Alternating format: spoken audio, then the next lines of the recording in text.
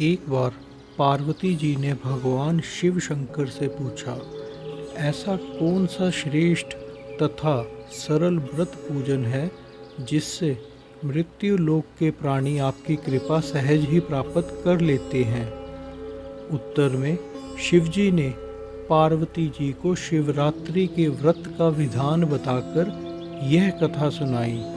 प्राचीन काल में चित्रभानु नामक एक शिकारी था। जानवरों की हत्या करके वह अपने परिवार को पालता था। वह एक साहूकार का कर्जदार था, लेकिन उसका ऋण समय पर ना चुका सका। क्रोधित साहूकार ने शिकारी को शिव मंदिर में बंद कर दिया। संयोग से उस दिन शिवरात्रि थी। साहूकार के घर पूजा हो रही थी तो शिकारी ध्यान मग्न होकर शिव संबंधी धार्मिक बातें सुनता रहा। चतुर्दशी को उसने शिवरात्रि व्रत की कथा भी सुनी। शाम होते ही साहूकार ने उसे अपने पास बुलाया और ऋण चुकाने के विषय में बात की। शिकारी अगले दिन सारा ऋण लौटा देगा का वचन देकर बंधन से छूट गया। बंधन से छूटते ही अपनी दिनचर्या की भांति वह जंगल में शिकार के लिए निकला, लेकिन दिन भर बंदी गृह में रहने के कारण भूख प्यास से वह बहुत व्याकुल हो रहा था। शिकार खोजता हुआ वह बहुत दूर निकल गया। जब अंधेरा हो गया तो उसने विचार किया कि रात जंगल में ही बितानी पड़ेगी। वह वन में एक तालाब के किनारे एक बेल के पेड़ पर चढ़कर रात बीतने का इंतजार करने लगा।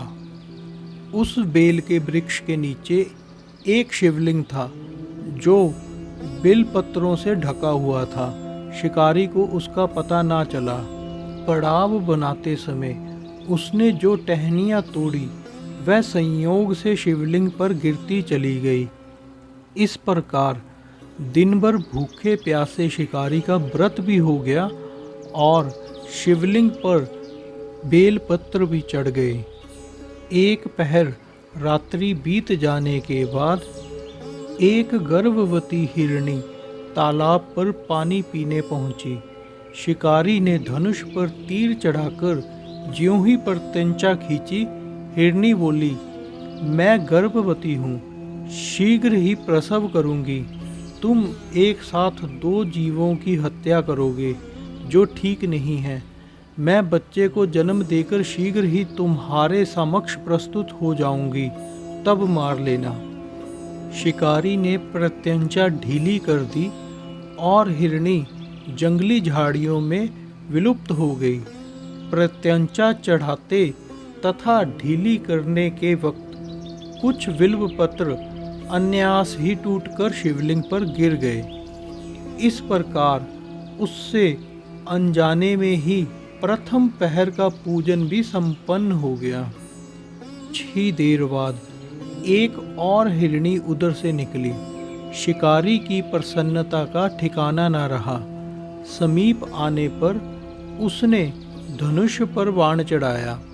तब उसे देख हिरनी ने विनम्रता पूर्वक निवेदन किया, हे शिकारी, मैं थोड़ी देर पहले ही ऋतु से निवृत्त हुई हूँ, कामातुर विरहिणी हूँ, अपने प्रिय की खोज में भटक रही हूँ। मैं अपने पति से मिलकर शीघ्र ही तुम्हारे पास आ जाऊंगी। शिकारी ने उसे भी जाने दिया। 2 बार शिकार को खोकर उसका माथा ठनका। वह चिंता में पड़ गया। रात्रि का आखिरी पहर भी बीत रहा था। इस बार भी धनुष से लगकर कुछ बेलपत्र शिवलिंग पर गिरे तथा दूसरे पहर की पूजा भी संपन्न हो गई। तभी एक अन्य हिरनी अपने बच्चों के साथ उधर से निकली। शिकारी के लिए यह स्वर्णिम अवसर था। उसने धनुष पर तीर चढ़ाने में देर नहीं लगाई। वह तीर छोड़ने ही वाला था कि हिरनी बोली, हे शिकारी, मैं इन बच्चों को इनके पिता के हवाले करके लौट आऊंगी। इस समय मुझे मत मारो। शिकारी हंसा और बोला, सामने आए शिकार को छोड़ दूं? मैं ऐसा मूर्ख नहीं। इससे पहले मैं 2 बार अपना शिकार खो चुका हूँ। मेरे बच्चे भूख प्यास से व्यग्र हो रहे होंगे।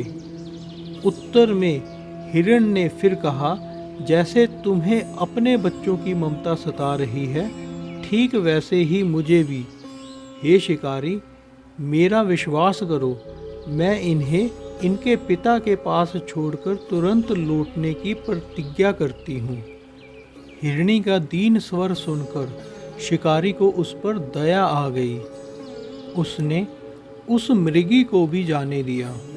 शिकार के अभाव में तथा भूख प्यास से व्याकुल शिकारी अनजाने में ही बेल वृक्ष पर बैठा बेल पत्र तोड़ तोड़ कर नीचे फेंकता जा रहा था।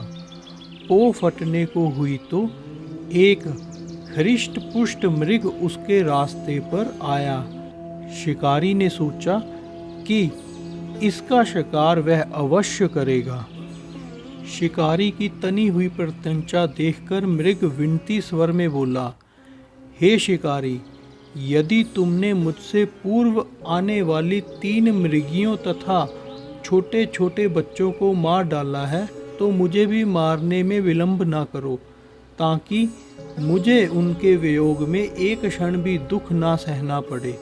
मैं उन हिरनियों का पति हूँ। यदि तुमने उन्हें जीवन दान दिया है तो मुझे भी कुछ क्षण का जीवन देने की कृपा करो।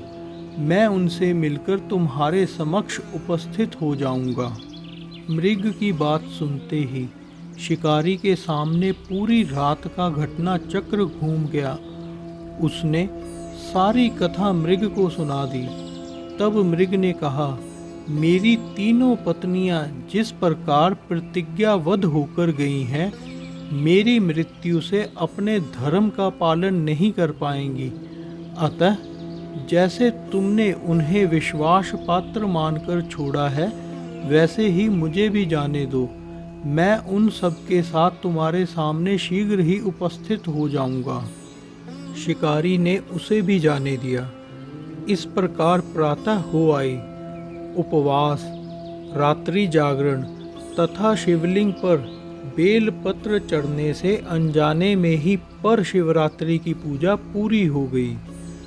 पर अनजाने में ही की हुई पूजा का परिणाम उसे तत्काल मिला। शिकारी का हिंसक हृदय निर्मल हो गया। उसमें भगवत शक्ति का वास हो गया। थोड़ी ही देर बाद वह मृग सपरिवार शिकारी के समक्ष उपस्थित हो गया ताकि वह उनका शिकार कर सके। किंतु जंगली पशुओं की ऐसी सत्यता, सात्विकता एवं सामूहिक प्रेम भावना देखकर शिकारी को बड़ी गिलानी हुई। उसने मृग परिवार को जीवन दान दे दिया। अनजाने में शिवरात्रि के व्रत का पालन करने पर भी शिकारी को मोक्ष की प्राप्ति हुई। जब मृत्यु काल में यमदूत उसके जीव को ले जाने आए तो शिवगणों ने उन्हें वापस भेज दिया तथा शिकारी को शिवलोक ले गए। शिवजी की कृपा से ही अपने इस जन्म में राजा चित्रभानु अपने पिछले जन्म को याद रख पाए तथा महाशिवरात्रि के महत्व को जानकर उसका अगले जन्म में भी पालन कर पाए। आइए जानते हैं कि महाशिवरात्रि का क्या महत्व है। हमारे धर्मशास्त्रों में ऐसा कहा गया है कि महाशिवरात्रि का व्रत करने वाले साधक को मोक्ष की प्राप्ति होती है। जगत में रहते हुए मनुष्य का कल्याण करने वाला व्रत है महाशिवरात्रि। इस व्रत को रखने से साधक की सभी दुखों पीड़ाओं का तो अंत होता ही है, साथ ही समस्त मनोकामनाएं भी पूर्ण होती हैं। शिवजी की साधना से धन धान्य, सुख सौभाग्य और समृद्धि की कभी कमी नहीं होती। भक्ति भाव से स्वतः के लिए तो व्रत पूजन करना ही चाहिए, साथ ही जगत के कल्याण के लिए भी भगवान आशुतोष की आराधना करनी चाहिए। आइए जानते हैं कि क्यों मनाई जाती है शिवरात्रि। एक पौराणिक मान्यता के अनुसार महाशिवरात्रि के दिन ही शिवजी पहली बार प्रकट हुए थे। मान्यता है कि शिवजी अग्नि ज्योतिर्लिंग के रूप में प्रकट हुए थे, जिनका ना कोई आदि था और ना ही अंत था।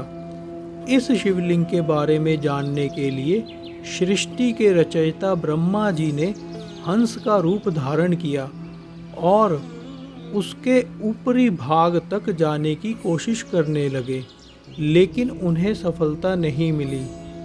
वहीं सृष्टि के पालनहार विष्णु जी ने भी वराह रूप धारण कर उस शिवलिंग का आधार ढूंढना शुरू किया, लेकिन वह भी सफल नहीं हुए।